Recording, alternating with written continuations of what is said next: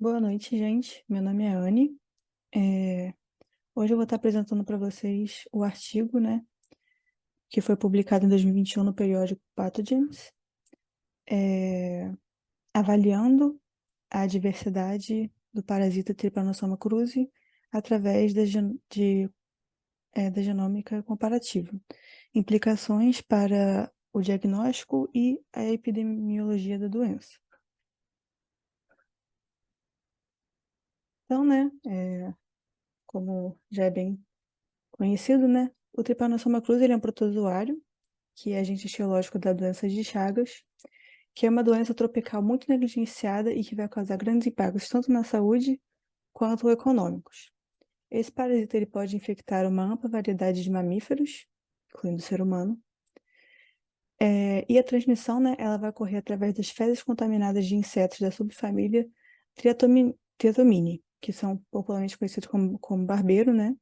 E isso vai acontecer durante a alimentação desse inseto ou oralmente através do consumo de alimentos ou bebidas contaminadas, como, por exemplo, açaí e caldo de cana. Esse protozoário é endêmico e está muito distribuído nas Américas, principalmente na América Latina. É, Então, geneticamente, né, esse protozoário ele vai ter uma grande diversidade e, atualmente, ele é dividido em 7 linhagens maiores, né, que também são chamadas de unidades discretas de tipagem. É, Basicamente, vão ser populações que são geneticamente semelhantes e, por isso, vão conseguir ser identificadas por marcadores em comuns. Então, são 7, né? Tem a TC1, TC2, TC3, TC4, TC5 e TC6, mais a TC-BAT, né? Que ela é mais recente e ainda não é muito estudada. Então, nas análises desse artigo, eles não levaram a TC-BAT em consideração, apenas TC1 a TC6. Outra coisa que eles falam bastante, né, ao longo do artigo é sobre o aspecto híbrido, né, que determinados TCUs vão apresentar. Como, por exemplo, ele diz que o TC5 e o TC6 se originaram de eventos de hibridização entre TC2 e TC3 e herdaram o DNA maxicircular do cinetoplasto de TC3. Então, o fato deles apresentarem nessa relação próxima entre si vai dificultar bastante a diferenciação entre eles através do uso de alguns marcadores. Além disso, né, o TC1 ele é o mais estudado entre os outros e também dentre os genomas de TC1 existe uma grande heterogeneidade. E isso pode estar muito relacionado com a origem geográfica, né, de determinados indivíduos. Porém, eles também deixam bem claro no artigo que esse aqui não é o único motivo. Existem vários fatores para isso acontecer, mas tem fortes evidências que isso aqui é um deles. É, então, a filogeografia, né, que é tanto estudar essas diferenças genéticas e também a diferença da geografia, né, da origem geográfica, vai desempenhar um importante papel na discordância significativa entre diagnósticos sorológicos em algumas regiões. E, por exemplo, eles dizem que os testes, né, que atualmente existem, são utilizados antígenos de linhagens sul-americanas, né? Isso, de certa forma, vai limitar bastante a atuação desses testes, né? A performance desses testes na América Central e na América do Norte. Então, ao longo do artigo, né, os autores fizeram 3 coisas. Eles realizaram a primeira análise extensiva de genomas de T-Cruz de múltiplas DTUs e origens geográficas. Eles investigaram como diferentes marcadores sumarizam essa diversidade genética e como eles podem ser usados para genotipagem. E, por último, eles examinaram como 7 antígenos utilizados atualmente nesses testes, eles são conservados nessa diversidade de linhagem, pois podem afetar o desempenho de teste diagnóstico nas Américas, como eu falei aqui em cima. Ok. Então, primeiro, né, eles fizeram a comparação de genoma completo.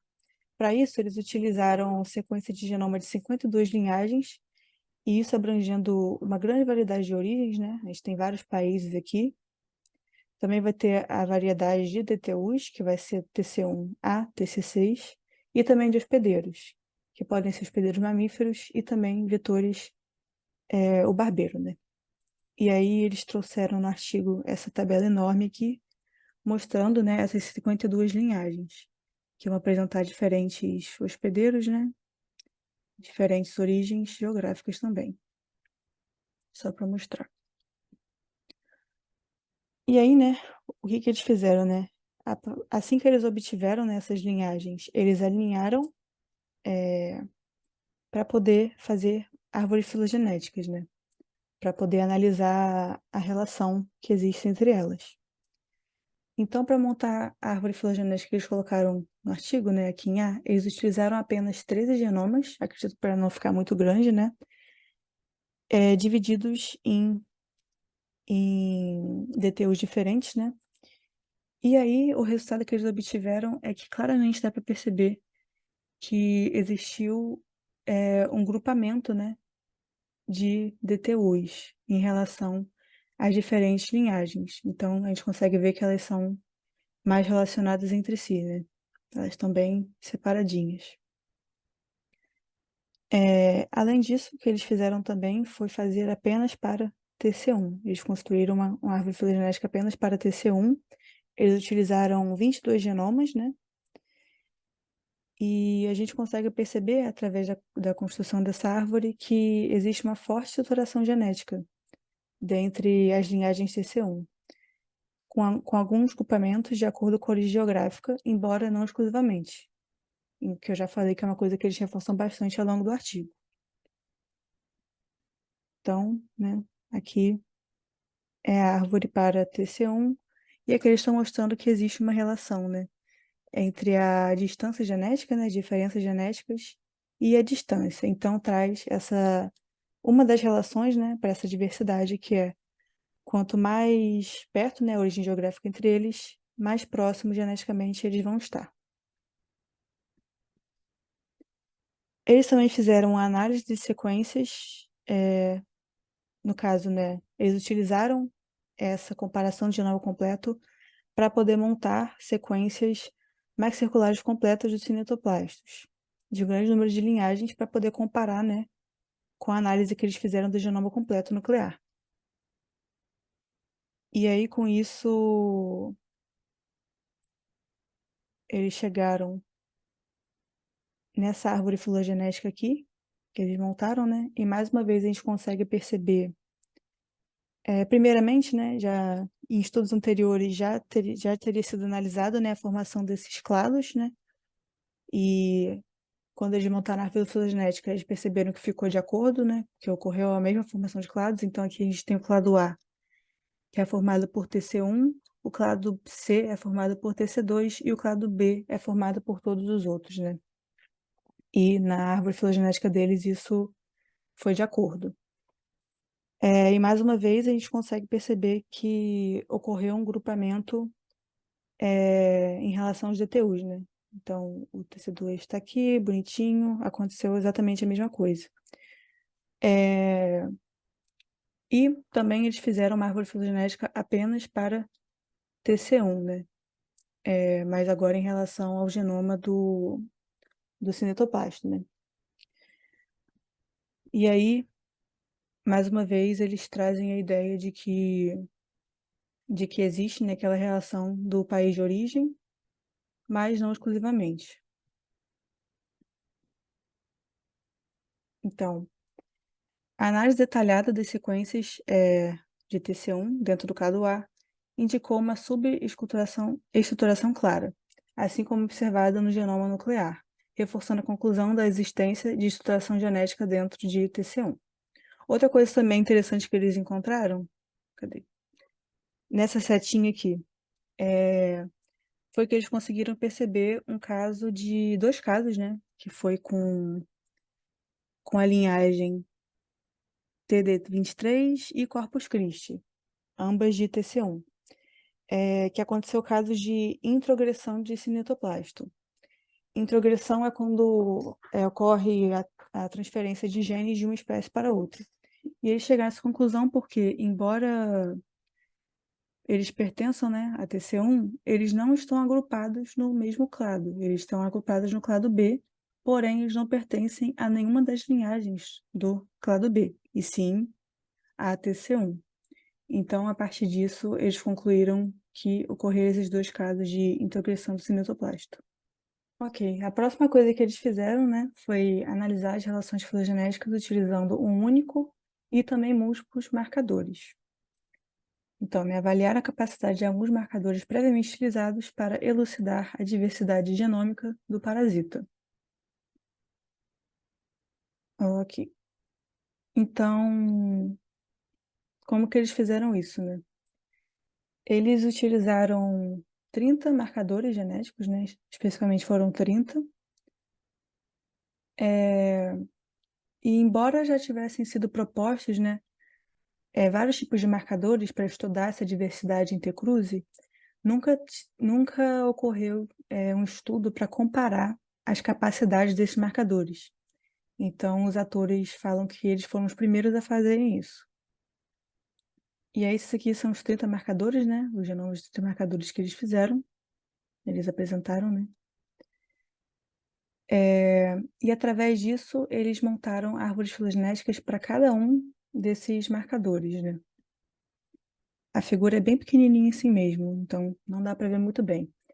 Mas as conclusões que eles tiveram com essas construções foi que, mais uma vez, teve esse grande grupamento, né, entre TDUs, porém, como já foi dito anteriormente, né, como o TC5 e TC6 têm essa natureza híbrida, né, eles foram agrupados também com outros TDUs, principalmente com TC2 e TC3. Embora não dê para ver muito bem na imagem, porque é bem pequenininho, eles chegaram a essas conclusões, né? E aí, né,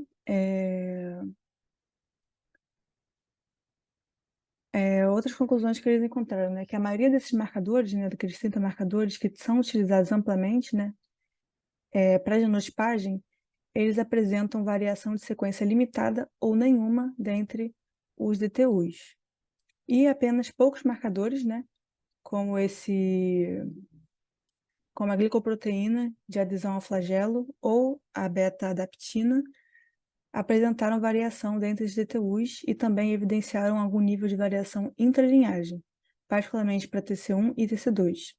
Ou seja, esses marcadores aqui, né, que eles deram de exemplo, então, eles iriam dar, né, uma melhor resolução detalhada, né, para analisar essa diversidade que existe entre as linhagens de T-Cruz, em relação a esses que apresentam pouca variação, né, limitada ou nenhuma variação dentro dos DTUs.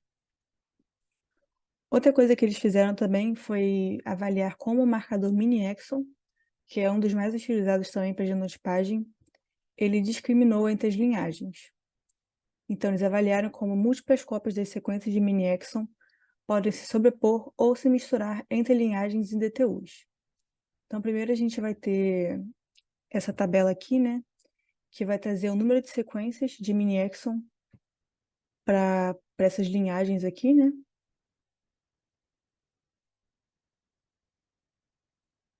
E aí, né, qual a conclusão que eles chegaram, né? A gente tem aqui a figura 3, né?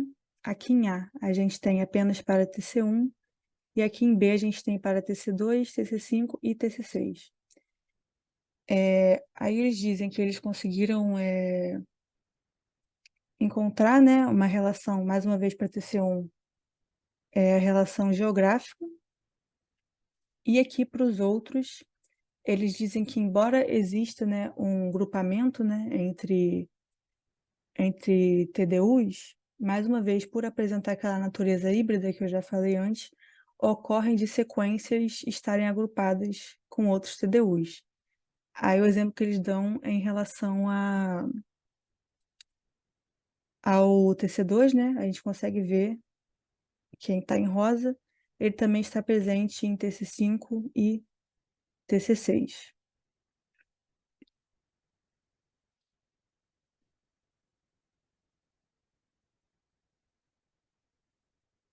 Ok. Além disso, o que que eles fizeram, né? Eles fizeram análise filogenética, só que dessa vez utilizando uma única sequência de mini-exon para cada uma das linhagens.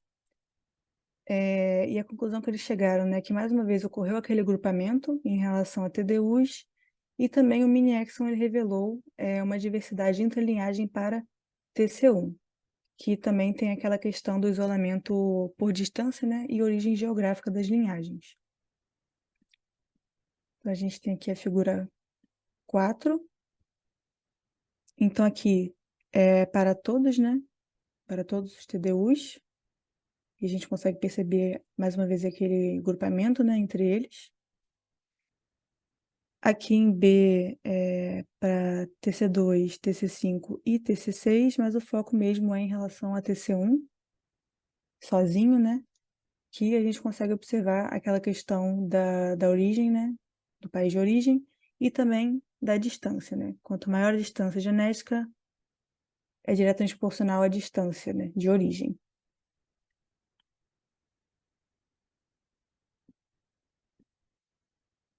Um segundo. Por último, eles fizeram junções, né? De sequências de marcadores para cada genoma e linhagem. E aí eles construíram novamente árvores filogenéticas que, novamente, apresentaram clusters, né, aglomerados, né, definidos para todas as DTUs, e fizeram também análise separada para TC1, o que confirmou a forte estruturação genética dos parasitas TC1. Então, a gente tem aqui a figura 5. 5A é em relação a todos, né, todos os TDUs, e a gente consegue perceber os clusters, né, que é os grupamentos. E aqui em relação a o TC1, mais uma vez tem toda aquela relação que eu já falei antes. Por fim, eles fizeram, analisaram a conservação do antígeno diagnóstico. E por que que eles fizeram isso, né? Eu falei anteriormente que existia aquela hipótese de que a grande diversidade, né, genômica de T. cruzi e também a diversidade geográfica, elas, de certa forma, elas explicavam por que existia, né, aquelas diferenças da eficiência dos testes sorológicos de determinadas regiões geográficas. E aí, para testar mais isso, eles fizeram esse teste aqui, e para isso eles utilizaram genomas de 7 sequências antigênicas utilizadas em testes sorológicos atuais, comerciais, mas primeiro eles traduziram, né, essas sequências de DNA em sequências de proteínas para cada uma das linhagens. Só para mostrar que esses foram as 7 sequências antigênicas que eles utilizaram. E aí eles dizem que eles não mostram isso em nenhuma imagem, mas eles dizem que o antígeno 1, o 36 e o KPM11, eles são sequências pequenas, repetidas, e por isso elas são mais conservadas. Por outro lado, SAPA, antígeno 30, TCH49 e B13 apresentaram conservação de sequência mais limitada para todas as linhagens. Então, né? As sequências utilizadas nos testes são mais estritamente relacionadas às linhagens da América do Sul e de DTUs diferentes, mas divergem mais das sequências de linhagens da América Central e do Norte, como eu falei anteriormente. E essa má conservação dos antígenos, né, em relação à DTU e também à diversidade geográfica, vão explicar por que o desempenho desses testes é limitado tanto na América Central quanto na América do Norte. E aí, só vindo aqui na figura 6, rapidamente, isso aqui está relacionado ao fato das linhagens, né, SAPA e antígeno B13, das linhagens não, perdão, dos antígenos B13 e SAPA serem pouco conservados, né? E aqui em relação ao B13 e aqui em relação à SAPA. E aqui também em relação à SAPA. Só está mostrando que não existe uma grande conservação E, além disso, mostra que não tem relação com, com a geografia, né? Com a origem, já que a gente consegue ver que os países estão todos misturados aqui, né? Em relação às cores. Por fim, discussão e conclusões, né?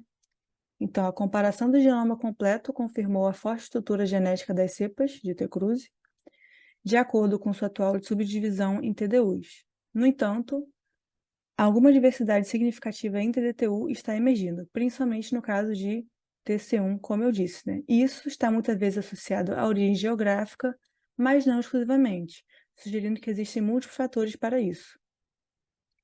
Embora nem todos os marcadores testados apresentem um bom desempenho, a maioria é adequada para estimular a diversidade em nível de TDU, e poucos, né, alguns poucos, como o mini-exon, por exemplo, são adequados para avaliar a diversidade intra-DTU também.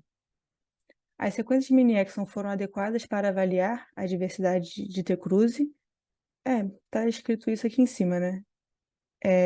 Em relação ao nível de DTU e também dentro, né, as DTUs, e sumarizaram bem a diversidade observada em genoma completo. Ou seja, tiveram as mesmas conclusões, né? Tanto analisando o genoma completo e só analisando em relação ao mini-exon. A análise das sequências antigênicas confirma que essa diversidade é uma explicação provável para o limitado desempenho diagnóstico da América Central e do Norte. E aí, né, para isso, né, com isso, então, né, a identificação de novos antígenos pode levar a um melhor diagnóstico sorológico dessas regiões e percebe-se a necessidade de desenvolvimento de novos testes capazes de detectar infecções de toda a diversidade, né, para que possa ter um melhor desempenho na América Central e no Norte.